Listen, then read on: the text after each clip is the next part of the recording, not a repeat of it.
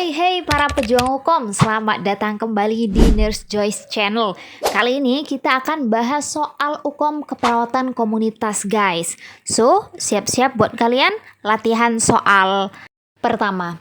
Di suatu wilayah berdasarkan hasil survei, 63% orang mengalami diare, 40% buang sampah di sungai, 35% BAB di sungai, dan 35% mandi di sungai.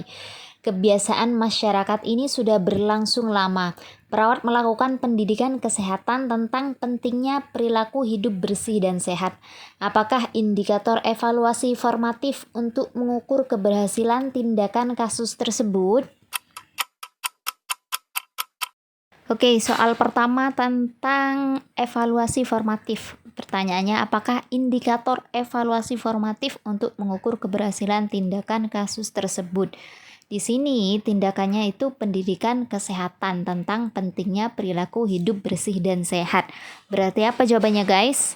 Indikator evaluasi formatif. Apa? Iya, benar sekali. Jawabannya yang D. Masyarakat memahami tentang pentingnya BAB di Jamban. Jadi untuk evaluasi secara umum itu ada dua guys. Bagi yang belum tahu ya, itu formatif sama sumatif. Kalau formatif ini evaluasi jangka pendeknya. Baru kalau sumatif itu evaluasi jangka panjang. Di sini yang ditanyakan itu formatif, berarti jangka pendeknya. Ya, dan jawaban yang paling benar itu yang D. Masyarakat memahami tentang pentingnya BAB di Jamban. Karena kalau jawaban yang lain, angka kejadian diare menurun, masyarakat bisa hidup lebih sehat, adanya WC umum, kemudian kepala desa yang berkomitmen itu, dan seterusnya, itu tentu jangka panjang ya. Dan jangka paling pendeknya itu ya yang D, masyarakat memahami tentang penyuluhan yang diberikan oleh perawat. Seperti itu ya guys. Oke, sekarang kita lanjut soal kedua. Seorang perawat komunitas berkunjung ke sebuah rumah warga di suatu desa. Perawat menemukan seorang lansia mengalami luka terbuka pada kaki yang tidak kunjung sembuh sejak 4 hari yang lalu. Hasil pemeriksaan didapatkan TD 140/90 mmHg, RR 22 kali per menit, HR 88 kali per menit. Perawat kemudian melakukan perawatan luka pada pasien tersebut. Peran perawat pada kasus tersebut adalah peran perawat nih guys, bukan perawan perawat ya. Salah, typo tadi. Oke, di sini perawatnya sedang kunjungan komunitas ya di suatu rumah pada lansia dan dia melakukan perawatan luka. Berarti dia berperan sebagai apa? Jelas ini ya, jelas banget. Jadi dia berperan sebagai caregiver. Give kan memberi. Jadi dia pemberi asuhan perawatan gitu ya. Jadi dia langsung melakukan asuhan keperawatan, itu berarti perannya caregiver guys. Jadi jawabannya yang A. Oke, coba kita bahas opsi jawaban yang lain. Yang B, konselor. Nah, dia berarti jadi konsultan kesehatan. Jadi dia membantu masyarakat dalam memecahkan masalah kesehatan gitu ya. Membantu masyarakat dalam memecahkan masalah kesehatan, itu konselor. Peran perawat sebagai konselor. Kalau yang C, edukator, jelas ya, di perannya dia memberi edukasi kesehatan ke masyarakat. Kemudian yang D, kolaborator. Nah, sebagai perawat kita kan tidak bisa mengatasi masalah kesehatan sendiri. Jadi kita juga berkolaborasi dengan tenaga kesehatan yang lain. Jadi peran perawat di sini juga sebagai kolaborator atau dia berkolaborasi dengan tenaga kesehatan lain, contohnya dokter, fisioterapi dan lain-lain gitu ya guys. Jadi perannya di sana dia sebagai kolaborator.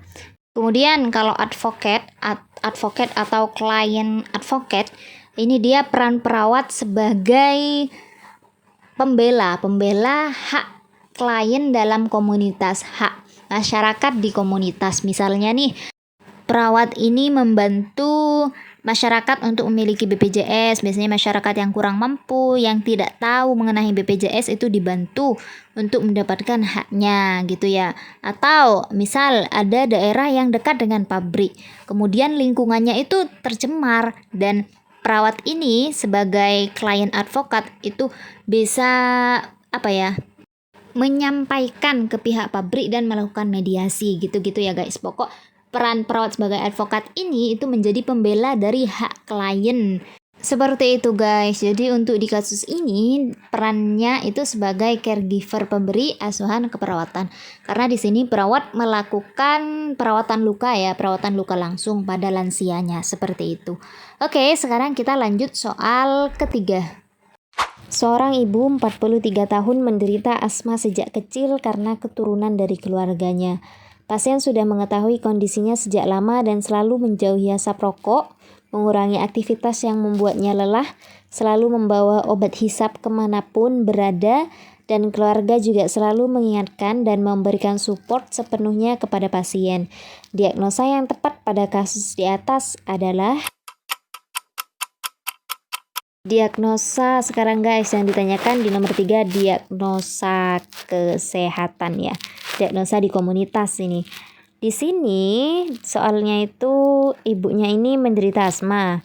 Kemudian dia sudah mengetahui kondisinya sejak lama, menjauhi asap rokok, mengurangi aktivitas yang membuatnya lelah, membawa obat hisap kemanapun berada, dan juga keluarga juga selalu memberikan support sepenuhnya. Jadi apa nih yang paling tepat dengan soal ini? Ya, jawabannya yang B, kesiapan meningkatkan manajemen kesehatan. Karena itu semua sudah tindakannya itu tindakan-tindakan positif ya, yang dilakukan sama ibunya itu, yang sudah saya sebutkan barusan, membawa obat hisap, keluarga mensupport, menjauhi asap rokok, itu kan semuanya tindakan positif. Jadi jawaban yang paling benar itu yang B, kesiapan meningkatkan manajemen kesehatan.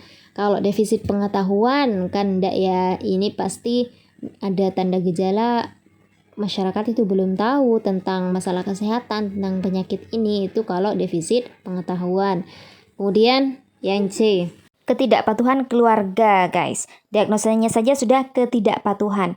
Berarti di sini pasiennya sudah terkena masalah atau dia sudah sakit, sudah ada pengobatannya tetapi tidak patuh dengan pengobatannya.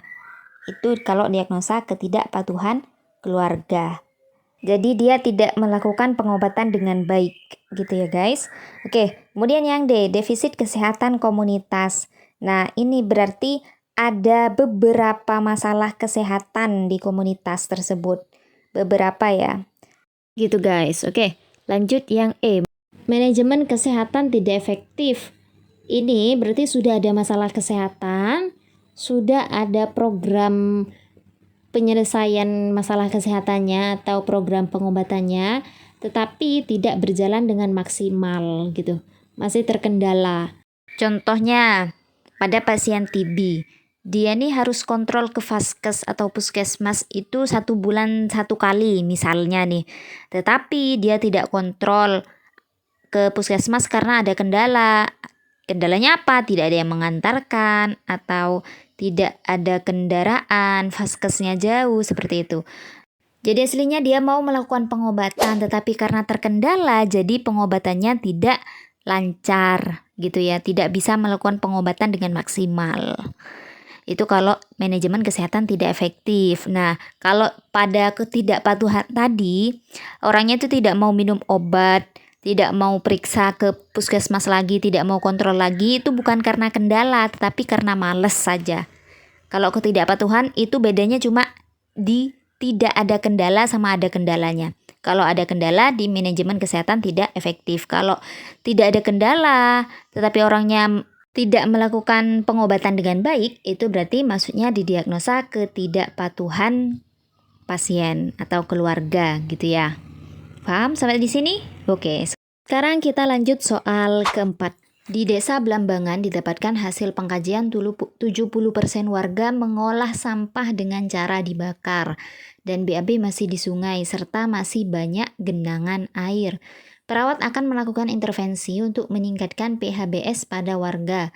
Pada konteks ini, siapakah sasaran sekunder dari PHBS tersebut? Oke, apa jawaban kalian guys? Ini yang ditanyakan sasaran sekunder. Mudah ya, ini mudah, jelas ini. Di sini kan dia ingin meningkatkan PHBS. Kalau sasaran primernya masyarakat yang A, masyarakat itu pasti sasaran primer ya, sasaran primer. Ketua RT, nah ini bisa sekunder. Kemudian bupati itu masih jauh ya, jadi dia lebih ke tersier.